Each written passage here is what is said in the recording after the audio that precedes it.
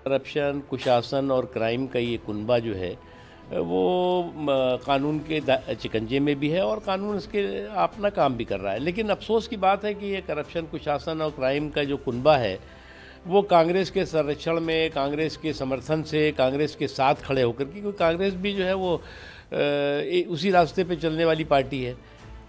तो वो जो है वो बिहार में जो है वो फिर से सपना देख रहे हैं कि उनका जो कुशासन का युग है, उनका जंगल राज का युग है वो आएगा।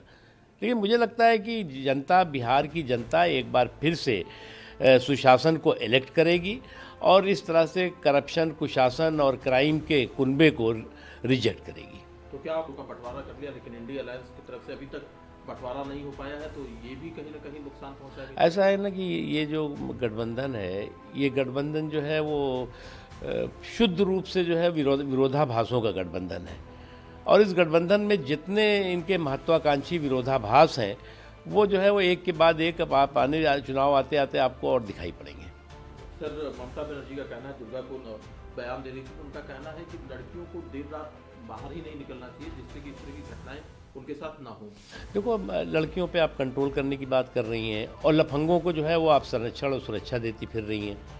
ये जो अपने आप में सोच है एक महिला मुख्यमंत्री की कि लड़कियों को तो आप जो है वो सीख दे रही हैं, कंट्रोल करने की बात कर रही हैं, और जो लफंगे हैं, जो अराजक तत्व हैं, जो गुंडे हैं, जो माफिया हैं, उनको जो है वो आप संरक्षण देती हुई फिर रही हैं। इससे ये बात साफ हो जाती है कि पश्चिम बंगाल की सरकार किस तरह से अराजक तत्वों, गुंडों, माफियाओं के सामने जो है वो हताश और निराश है और बंधक बनी हुई है उनकी।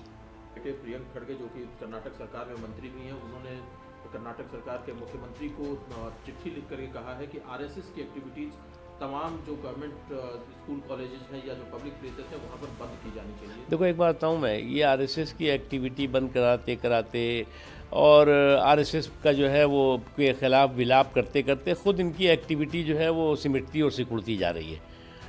ये दशकों से आरएसएस के खिलाफ इनका दुष्टतापूर्ण दुष्प्रचार और दुराग्रह जो है वो दरकिनार करके आरएसएस तो बढ़ती रही, लेकिन ये सिमटते और सिकुड़ते रहे।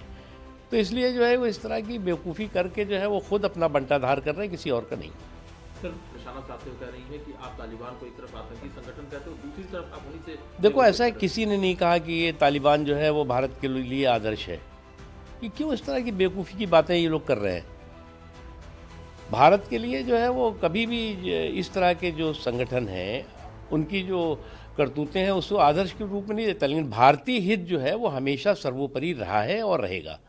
इसलिए जो है वो जो लोग इस तरह के बहुत चिंता कर रहे हैं, ये वो ज़्यादातर वो लोग हैं जो अलगाववाद और आतंकवाद को कंधे पर बैठाल करके और अपनी सियासी रोटियां सेकते रहे।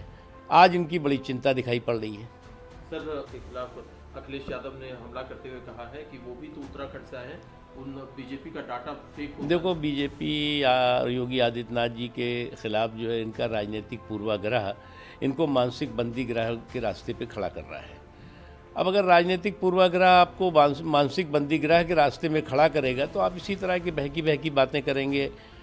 आप इस तरह का, चाहे बीजेपी हो या योगी आदित्यनाथ जी के लिए जो बातें कर रहे हैं उसको जो है वो आप अपना खुद का नुकसान कर रहे हैं, उससे ज़्यादा उसका कोई फ़ायदा नहीं हो रहा है। एक सवाल सर, चिदम्बरम साहब एक बार फिर से जो उस समय की सरकार थी उसको मुश्किलों में डाला है, क्या करना है? देखो, ऐसा है कि ये जो कांग्रेस पार्टी की फूकी हुई बंदूकें और छूटे हुए कारतूस है, ये कांग्रेस के गुनाहों के रिकॉर्ड को जो है Guinness book of world record में डालने में लगे हुए हैं। अब अगर कांग्रेस के गुनाहों के रिकॉर्ड को Guinness book of world record में डलवाने के लिए, उसमें जो है वो शामिल कराने के लिए डटे होंगे, लगे होंगे, तो इसी तरह की बातें वो कबूलनामा, उनका जो है गुनाहों का कबूलनामा सुनाई पड़ेगा। और बाद में अभी देखिएगा कि जो युवराज साहब हैं, जो सुल्तान, कांग्रेसी सुल्तान हैं, वो जो है वो माफ़ी मांगते फिरेंगे। अब बाद में जो है ये कांग्रेस जो है वो धीरे धीरे जो है वो माफ़ी हाउस बन जाएगा, काफ़ी हाउस की जगह।